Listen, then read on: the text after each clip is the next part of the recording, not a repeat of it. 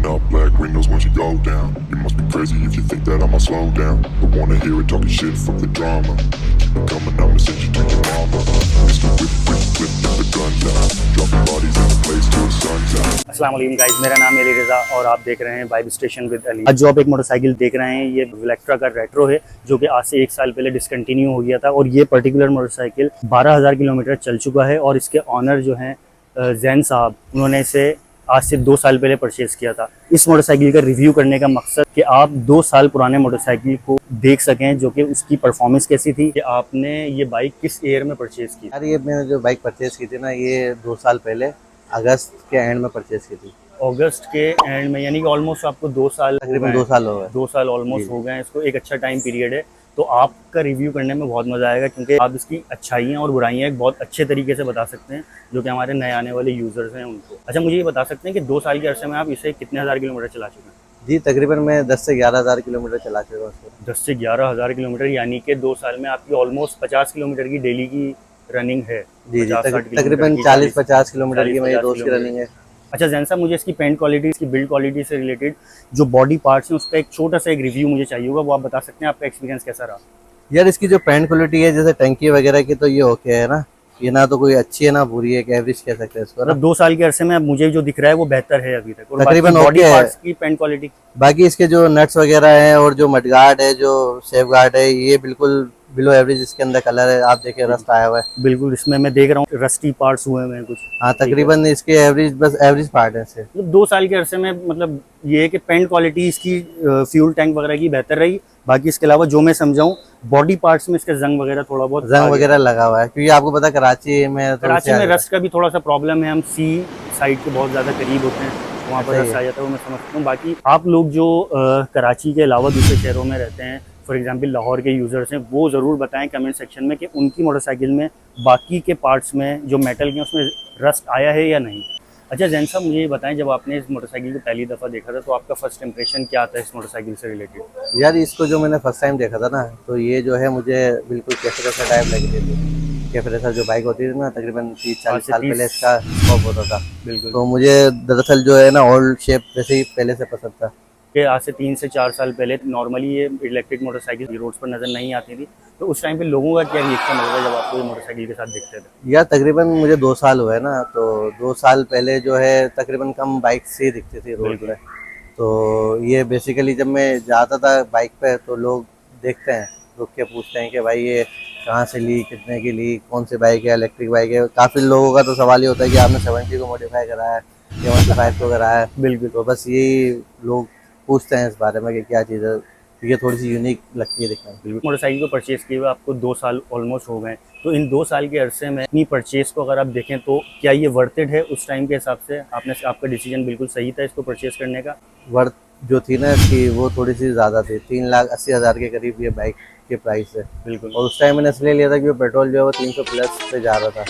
तो उसके पेशे नज़र ये दरअसल मेरे पास जो उस वक्त जो बाइक थी ना, वो 150 सुजुकी थी। बिल्कुल, जो तकरीबन 600-700 रुपये मेरा डेली खर्च हो रहा था, और मेंटेनेंस वगैरह लगाओ तो 16-17 हज़ार मंथली पड़ती थी। तो इस वजह से जो है ना, मैंने ये इलेक्ट्रिक बाइक पे स्विच हुआ था। तो आप ऑलमोस्ट ये आपको समझ लें फ्री ही ये बाइक पड़ती है?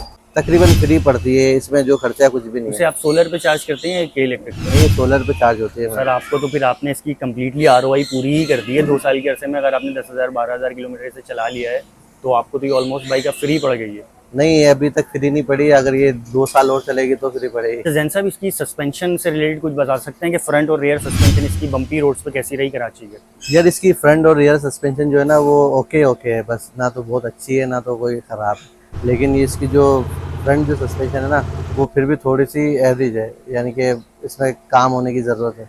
मतलब बेहतरी की गुंजाइश है कि फ्रंट सस्पेंशन में? अच्छा यार, मैं इसमें एक चीज़ और ऐड करना चाहूँगा, जो इसमें जो है ना इसकी सीट जो कंपनी देती है, उसमें उसको काम करना चाहिए, क्योंकि वो थोड़ी सी बल्कि वो बिल्कुल भी कंफर्टेबल नहीं है ना। वो काफ़ी पतली सीट आती है, पतली सी सीट है, और गड्ढों में थोड़ा सा झटके लगते हैं कमर पे ना, वो नीचे से थोड़ा सा हार्ड है इसका। तो इस वजह से जो है मैंने इसको लेते ही सीट जो है वो चेंज कराई थी। अच्छा यार, इलेक्ट्रा वालों इसकी सीट बदल दें, क्योंकि ये दूसरे साहब हैं जिनका मैं रिव्यू ले रहा हूँ, उन्होंने भी सीट का ही कहा है, और आपके पेजेस पे भी अमूमन लोग सीट की कंप्लेन कर रहे होते हैं। तो आप काइंडली इसको भले से थिन रखें, लेकिन इसमें कंफर्ट का कोई एलिमेंट ऐड करते हैं या कि फोम जो उसका आप यूज़ कर रहे हैं वो थोड़ा अच्छी बेहतर क्वालिटी का हो ताकि लोगों को कंफर्ट फील हो कि सिटी ट्रैफिक में, क्योंकि डेली कम्यूट के लिए बाइक है सिटी में चलाने के लिए, तो कराची जैसे शहर के ट्रैफिक में इसकी परफॉर्मेंस कैसी रहती है, क्या ये सिटी ट्रैफिक के हिसाब से कंफर्टेबल है या नहीं?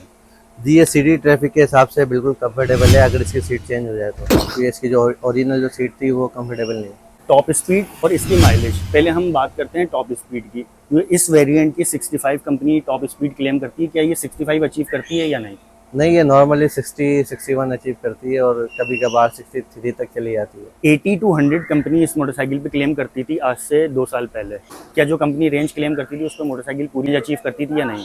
यार आज तक इसने 100 किलोमीटर तो नहीं किया, मैंने बहुत ट्राई किया। सही है, जो इसकी जो रेंज है ना एक्चुअल, क्योंकि आप चलाते हैं तो आप इसको नॉर्मल इको पे नहीं चला सकते और ना ही आप इसको स्पोर्ट्स पे चला सकते हैं। बिल्कुल। तो इसकी जो मिला जुला के जो एवरेज है ना वो तकरीबन 70 किलोमीटर, 65 किलोमीटर, 73 इस हिसाब से। कभी बंदा जैसे हम अगर पिलियन राइड पे जाते हैं, 2 बंदे जाते हैं साथ, तो तकरीबन 68 किलोमीटर तक 70 के नीचे ख़त्म हो जाती है इसकी बैटरी ना। और अगर मैं सिंगल चलाऊं तो 75 किलोमीटर तक चल जाती है। क्योंकि मतलब एक डिसेंट एवरेज है। मतलब आप जो ये रेंज क्लेम कर रहे हैं, ये मैं क्लियर करना चाहूँगा, क्या ये मिक्स मोड पे है? मिक्स मोड पे इको और स्पोर्ट पे दोनों पे। स्पोर्ट जो है तकरीबन 30% समझ लो और इको 70। और अगर हम इसको रिवर्स कर दें कि स्पोर्ट्स हम 70% चलाएं और इको 30 चलाएं, तो ये 68 या 70 से माइलेज ड्रॉप होकर मेरे ख्याल से 60 पे आ जाएगी या 55 पे। यार इसका मैं आपको एक आसान सी बात बता देता हूँ। मैंने एक दफ़ा इसको ट्राई किया था ना, तकरीबन 100 रेंज पे मैंने ट्राई किया था और टोटल स्पोर्ट्स पे चलाई थी। ठीक तो है। तकरीबन ये चली थी 10 किलोमीटर और इसकी जो है ना तकरीबन 23% बैटरी डाउन हो गई थी। घर में नॉर्मली चार्ज करते हैं तो ये कितना टाइम लेती है चार्ज होने में? यार ये नॉर्मल अगर मैं इसको जब 20% हो जाती चार्ज करता हूँ तो ये तकरीबन 2.5 घंटे के अंदर 2.25 घंटे में हो जाती है। अब एक सवाल बड़ा इंपॉर्टेंट है, वो पहले इंपॉर्टेंट हुआ करता था, अब तो इम्पॉर्टेंट नहीं है क्योंकि अब तो ज़्यादा रेंज वाली मोटरसाइकिल्स आ गई हैं। आपको कभी रेंज एंजाइटी फील हुई इस मोटरसाइकिल पर? यार देखें, एक ऑनेस्ट बात बताऊँ ना, जितनी भी इलेक्ट्रिक बाइक है ना, चाहे उसकी 400 किलोमीटर भी रेंज हो जाए तो रेंज एंजाइटी रहती है, क्योंकि ये आप रोड पे कभी भी आप कहीं भी नहीं निकल सकते। इसको एक प्री प्लान सफ़र के लिए ही रख सकते हो आप, समझ रहे हैं आप। अगर मेरा कोई जैसे मुझे पता ही नहीं है कहाँ जाना है तो उस हिसाब से तो एंजाइटी रहती है। तो ब्रेक की परफॉर्मेंस आपको कैसी फील होती है? यार ब्रेक की जो परफॉर्मेंस है ना इसकी बहुत ज़बरदस्त है। ब्रेक अगर दोनों एक साथ लगाओ तो गाड़ी रुक जाती है एकदम ना। ये मैं बेसिकली जो बाइक चलाता हूँ ना उसमें फ्रंट पे डिस्क ब्रेक थी बिल्कुल, इससे पहले मेरे पास बाइक है और वो अभी भी यूज़ करता हूँ मैं। तो इस वजह से मुझे इसकी ब्रेकिंग अच्छी लगी उससे अगर कंपेयर करें। सर्विस एंड मेंटेनेंस आप इसकी कहीं बाहर से करवाते हैं या हमेशा अपने कंपनी से करवाई है? यार आज तक मैंने इसकी ना कोई सर्विस कराई है ना कोई मेंटेनेंस कराई कंपनी से। ये सिर्फ और सिर्फ कभी कभार धुलवा लेता हूँ इसको बाहर से बस। मतलब इस 2 साल के अरसे में आपको कभी इसकी ना सर्विस, आपकी अच्छी खासी सर्विस कॉस्ट बच गई, मेंटेनेंस कॉस्ट, मतलब एक अच्छी डील रही है आपके लिए? हाँ, उस हिसाब से देखा जाए तो अभी तक मैंने इस पर 1 रुपया भी खर्च नहीं किया। मैं एक चीज़ ये देख रहा हूँ, इसका रेयर टायर जो है वो 120 सेक्शन का आपने लगाया हुआ है, तो रेयर टायर आपने चेंज करवाने की वजह क्या थी? यार ये ना हल्का सा रिम, जो मेरे पास पुराना टायर लगा हुआ था ना तो उसमें थोड़ा सा रिम डैमेज होने का खतरा लग रहा था मुझे ना। ये थोड़े से भी कोई पत्थर वगैरह गड्ढे आते थे ना तो उसका जो टायर है वो इतना पतला होता है बिल्कुल, तो उससे रिम डैमेज होने का बहुत चांस था। तो इस वजह से मैंने ये टायर चेंज कर दिया। हाँ, क्योंकि उस ड्यूरेशन में काफ़ी सारी कंप्लेंट्स आई थी रिम डैमेज की। I think free of cost rim change भी करके दिए थे, तो आपने उस हैसल से बचने के लिए पहले ही जो वो रिम चेंज करवा लिया, टायर चेंज करवा लिया। ऐसे ही आपको 2 साल का एक्सपीरियंस हो गया इस मोटरसाइकिल को चलाते हुए। शुरू में जो आपके पास एक प्रॉब्लम आई थी कि इस मोटरसाइकिल आपकी बंद हो रही थी, उसके बाद से कंपनी ने वो मसला रिजॉल्व कर दिया। उसके बाद से मुझे बताएं कि कभी आपको इस मोटरसाइकिल की में कभी प्रॉब्लम आई कोई, उसके अलावा, और आपका एक्सपीरियंस कैसा रहा इस मोटरसाइकिल का? यार जो शुरू में जो मसला आया था ना उसके बाद तो इसमें कोई भी प्रॉब्लम नहीं आई। अच्छा, मुझे एक सवाल और था, अभी जो रेनी सीज़न हो रहा है उस रेनी सीज़न में आपका एक्सपीरियंस इस मोटरसाइकिल कैसा रहा? क्या आपने रेनी सीज़न में इस मोटरसाइकिल को चलाया? जी, रेंज जैसे ही होती है ना मैं तो ये मोटरसाइकिल फ़ौरन निकालता हूँ, क्योंकि जहाँ भी कहीं जाना होता है ना तो इसी पे जाता हूँ, क्योंकि ये जो है बिल्कुल धोखा दिए बगैर चलती है अभी तक का जो मेरा एक्सपीरियंस है। कि लोगों की जो बाइक्स होती है वो तकरीबन बंद, आप देखोगे तो आधी से ज़्यादा लोग बाइक बंद करके रास्ते में खड़े होते हैं। चला जाता है, प्लग में पानी होता है, साइलेंसर में पानी चले जाता है, किसी के इंजन कार्बोरेटर में पानी चले जाता है। इसमें ऐसा कोई मसला है नहीं, तो इस हिसाब से ये बिल्कुल बारिशों में आपने वेलेक्ट्रा पे बहुत इंजॉय किया है। अब 2.5 फीट 3 फीट के पानी से हैंडल और ये हेडलाइट बची हुई थी, तो उसमें भी इस बाइक ने तकरीबन 2-2 किलोमीटर पानी के अंदर सफ़र किया और अनस्टॉपेबल सफ़र किया इसमें। एंड सब कभी आपने इसकी चार्जिंग कॉस्ट का हिसाब लगाया कि आपको क्या कॉस्ट करती है पर चार्ज? यार दरअसल मैंने इसकी चार्जिंग कॉस्ट का कभी हिसाब इसलिए नहीं लगाया क्योंकि मेरे पास सोलर है ना, तो ठीक है, उसमें ठीक है। मैं इसको डे टाइम में चार्ज कर लेता हूँ। तो आपको ऑलमोस्ट ये चार्जिंग इसकी फ्री ही रही है। तकरीबन इसलिए। अच्छा, आपने जो 380,000 की इस मोटरसाइकिल को परचेज किया था, तो आपका ROI रिटर्न ऑफ इन्वेस्टमेंट इसका आपके हिसाब से पूरा हो चुका है? इसका जो ROI है वो अभी तक पूरा नहीं हुआ क्योंकि मेरे पास जो है ना 2 बाइक्स हैं, तो कभी मैं ये चलाता हूँ कभी वो चलाता हूँ, तो उस हिसाब से 10-12 हज़ार किलोमीटर जो है वो 2 साल में कम चली है।